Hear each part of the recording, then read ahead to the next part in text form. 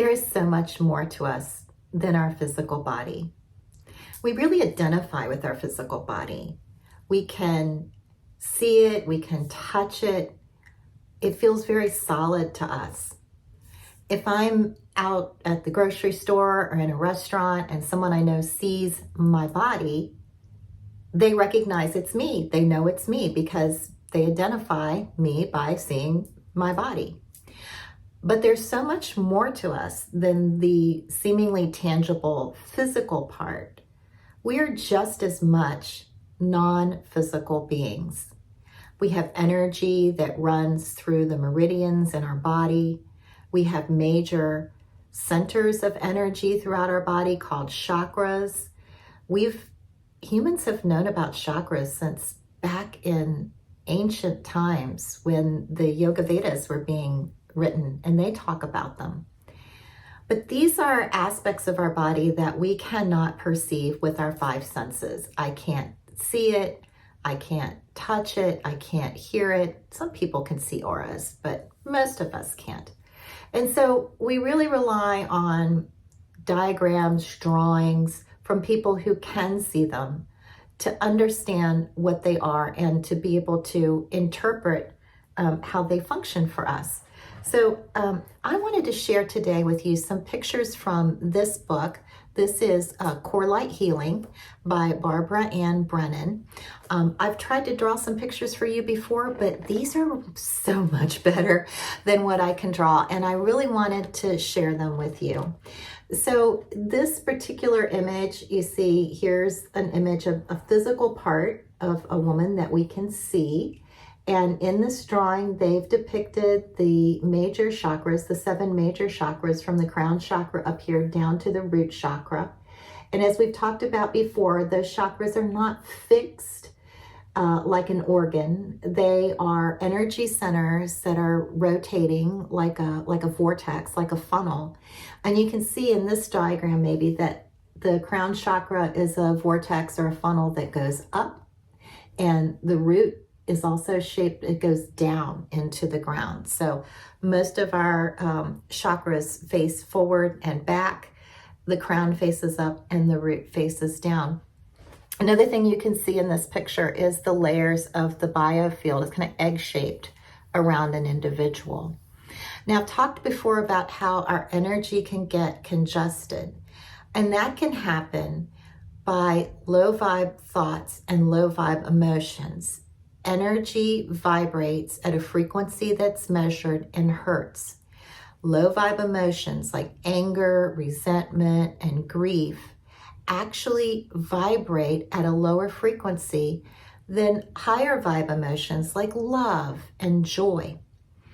And when we are consistently emanating or vibrating low vibe thoughts and emotions, that can lead to stagnation or congestion in our energetic body and in our biofield. And so in this drawing, you see that. You see some energetic congestion here in the solar plexus chakra and also some in the biofield. When you do an energy healing session or get acupuncture done or acupressure, these are all ways to clear those energy blockages, because over time, an energy blockage like that can lead to deterioration in the physical body. I can't see that energetic blockage, but it is impeding the flow of blood, it's impeding the flow of nutrients, it's impeding cellular regrowth and generation in that area of my body where the energy is not moving as it should. I might have a situation that happens to me when I'm a teenager and I'm holding on to that. Maybe there's some trauma associated with it. And I tuck it away in part of my energy field. The hips are a common area for us to store those. I think about it as like carrying some resentment in our back pocket because sometimes hips are a place where we put it, or our knees. But anyway, in your 20s and your 30s and maybe your 40s, that blockage doesn't really seem, you're not aware of it. cells are regenerating. There is blood flow. It's just impeded by the stagnation of energy that can lead to inflammation over time. But it's as we age and that inflammation or that congestion has been there for a long period of time, then we start to see that aspect of our physical body begin to break down. And we have this impression that, oh, well, your body's supposed to break down when you get older. That's what happens. But you know what? We're not cars.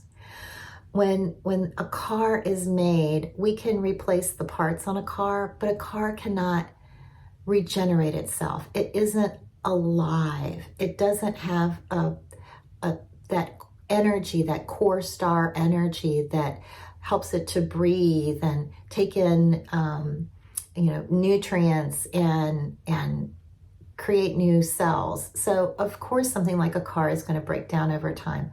And I think it's a fallacy to equate our body breaking down over time to a car or some other mechanical device that cannot regenerate.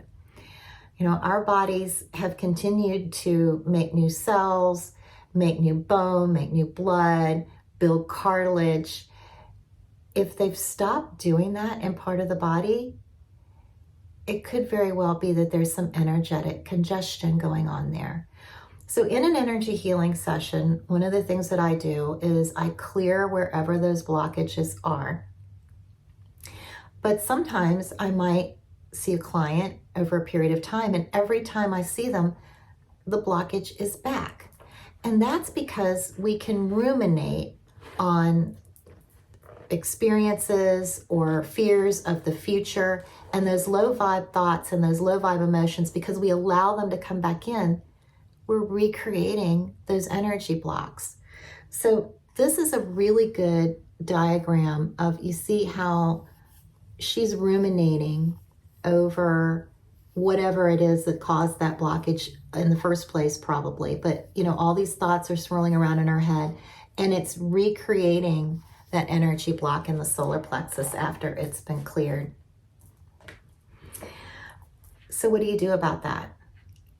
It's really important to pay attention to our thoughts and our emotions. If you've ever tried to be still and quiet, if you've ever tried to meditate, you're probably very aware of this inner dialogue that's always chattering away in our minds.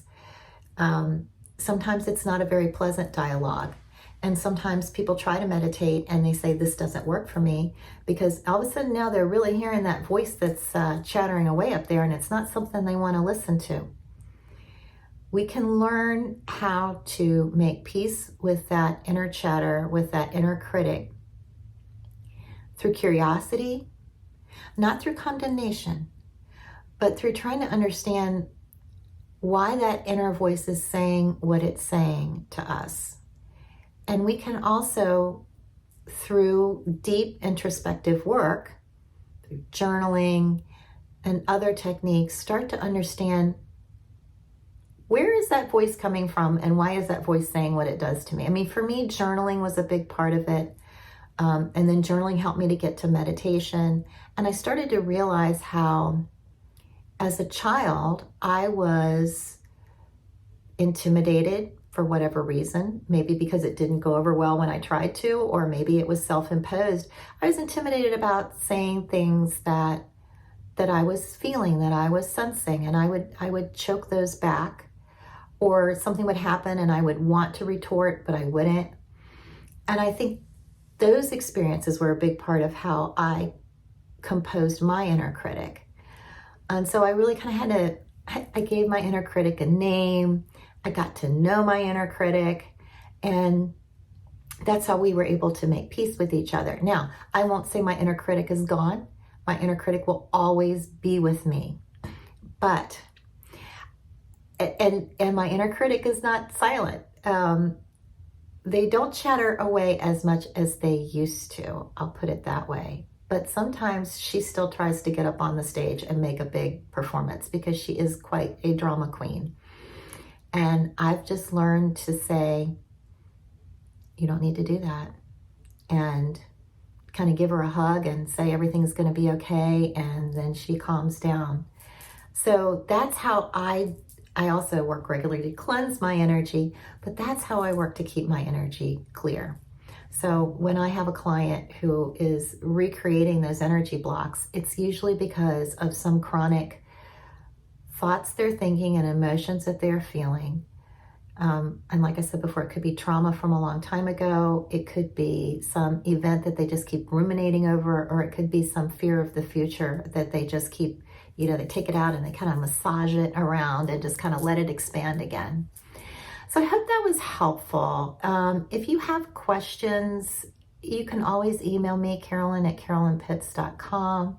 If this makes no sense to you, that's fine, but I would encourage you to just sit with it for a little bit and think about it, because it can be life-changing when we start to be more aware of our non-physical body and our thoughts and our emotions. If this content appeals to you, I have an intention circle. It's free. You are always welcome to join. If you want deeper content and more interaction, you can go to intendwell.us and sign up. Every week I share bonus content and also different freebies. Depending on when you join, I have different freebies as a welcome gift. So you can always go to intendwell.us and see what the freebie is. Thank you so much for hanging in and listening today. I really appreciate your time and your attention. I hope this information was valuable. Intend love, intend peace, intend well.